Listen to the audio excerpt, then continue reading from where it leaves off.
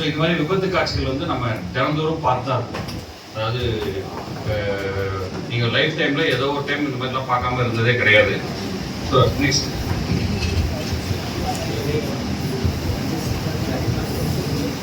என்ன காரணம்னு நினைக்கிறீங்க? இந்த விபத்துக்கெல்லாம் என்ன காரணம்னு நினைக்கிறீங்க?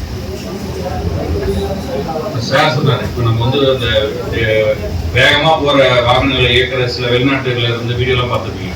அங்க வந்து எல்லாமே கரெக்டா இருக்கும், ரோடு சரியா இருக்கும், அந்த கட்டமைப்பு சரியா இருக்கும், வாகனத்துல எல்லா பாதுகாப்பும் இருக்கும், ஓட்டுறவங்களும் பாதுகாப்பா இருப்பாங்க. பட் நம்ம ஊர்ல வந்து எல்லாமே அந்த தரத்துல கிடையாது. நம்ம ஹைவே இருக்கு இல்லையா, இப்போ சேலம் பெங்களூர் ஹைவேல ஹையஸ்ட் ஸ்பீட் லிமிட் எவ்வளோ? 80 கிலோமீட்டர் தான் ஹையஸ்ட் ஸ்பீட் லிமிட், சரிங்களா? ஆனா நம்ம வச்சிருக்க எல்லா வண்டியுமே வந்து எல்லாம் போகும் ஈஸியா, வந்து 120 140 கூட போகும், சரியா? இப்போ நான் வரும்போது கூட, நான் இப்போ தருமபுரியிலேருந்து நான் உங்கள் காலேஜ் வரும்போது கூட ஒரு பைக்கர் வந்து என்ன வந்து ஓவர்டேக் பண்ணி போகிறேன். நானே வந்து கொஞ்சம் லேட் ஆச்சு, கொஞ்சம் ஃபாஸ்ட்டாக வரேன், 100ல் வந்துட்டு இருக்கேன். என்ன வந்து அவர் ஓவர்டேக் பண்ணால் கண்டிப்பாக 120 வரான்னு அர்த்தம். எத்தனை 80 ஒன்றும் இல்லை. அப்போ தான் திங்க் பண்ணிட்டு போகிறேன், நம்ம பேச போகிற விஷயத்தை இன்னும் முன்னாடி ஏதோ அசம்பது நடந்துக்கூடாது பயந்து நான் ஸ்லோ வரேன்னு வச்சுக்கேன். ஸோ அது மாதிரி வந்து ஸ்பீடு ஃபர்ஸ்ட் வந்து பார்த்தீங்கன்னா வந்து அன்னெசரி ஸ்பீட். ஸோ நம்ம ரோடு இந்த ரோட்லாம் எவ்வளோ போகலாம் அதிக ஸ்பீடு? 60 கிலோமீட்டர் போனாலே ஜாஸ்தி என்ன பொறுத்த வரைக்கும். அதுலேயும் நிறைய இடத்துல ஸ்பீட் பிரேக்கர் இருக்கு. இப்போ காலேஜ் முன்னாடி ஒரு ஸ்பீட் பிரேக்கர் இருக்கு. நம்ம என்ன பண்ணுறோம், அந்த இடத்துல ஸ்பீட் பிரேக்கர் ஸ்லோ பண்ணுறது போல என்ன பண்ணுறோம், இன்னும் கொஞ்சம் ஃபாஸ்ட்டாக போய் அப்படியே ஏர்லேயே கொஞ்சம் தூரம் முடியும் ஸ்டைலாக பறந்து போகிறது, சரியா?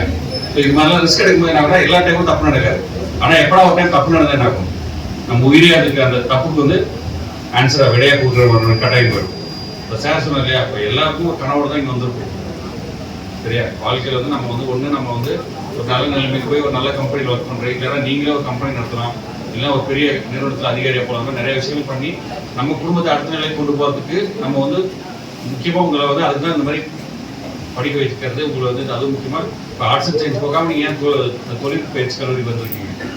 சீக்கிரமாக தொழில் பயிற்சி முடிச்சுட்டு நம்ம வந்து அந்த என்ன சொல்ற டெக்னீஷியன் மாறி சீக்கிரமாக நம்ம ஒர்க்கு போனோம், சீக்கிரமாக சம்பாதிக்கணுன்றது தான்.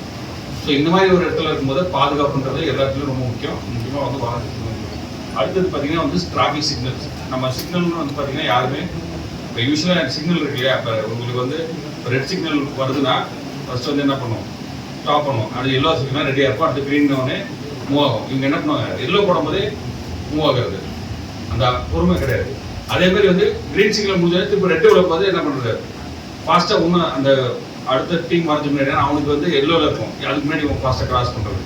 ஸோ அப்போ என்ன ஆகுனா வேகமாக போகும்போது கண்டிப்பாக நம்ம வந்து ஆக்சிடென்ட்டில் மாட்டிப்போம், சரியா? அடுத்தது வந்து நம்ம இந்த மாதிரி டிராஃபிக் ரூல்ஸ் ஃபாலோ பண்ணுறது. இப்போ நீங்கள் வந்து 4 ஹவர்ஸில் வந்து வரும்போது பார்த்துருப்பீங்க, சிக்னலில் வெயிட் பண்ணும்போது ஃப்ரீ லெஃப்ட்னு ஒன்று இருக்கும். ஃப்ரீ லெஃப்ட்னா என்ன, இடது பக்கம் திரும்புறவங்களுக்கு ரோடை வந்து ஃப்ரீயாக கொடுக்கணும். நேராக போகிற மட்டும் தான் வந்து சிக்னலுக்கு காத்திருக்கும் போது, லெஃப்ட் போகிறவங்களுக்கு பை டிஃபால்ட் அதாவது தானாகவே அவங்க ஃப்ரீயாக போகணும். பட் நம்ம அந்த மாதிரி பண்ணுறோமா, ஆம்புலன்ஸ்க்கே வழி விடுறதில்ல. ஸோ என்ன பண்ணுறோம், சிக்னல் கொடுக்க போய் ஜம்ப் பண்ணி போய் முன்னாடி நின்று, சரியா?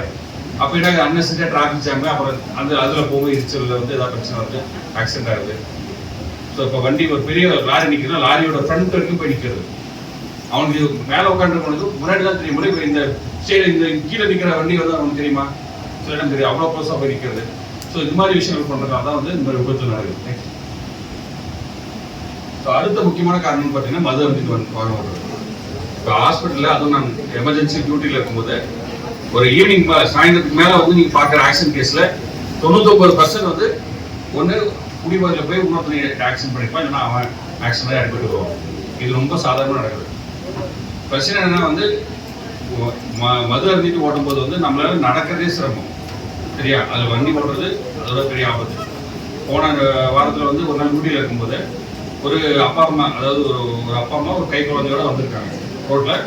ஒன்வேல ஆப்போசிட் சைடில் வந்து ஒருத்தர் ஒரு சின்ன பையன், காலேஜ் படிக்கிற பையன், நாங்கள் லோக்கல் ஒரு காலேஜ் படிக்கிற பையன் மது போதையில் போய் ஸ்பீடில் போய் அந்த வண்டியில் விட்டாச்சு.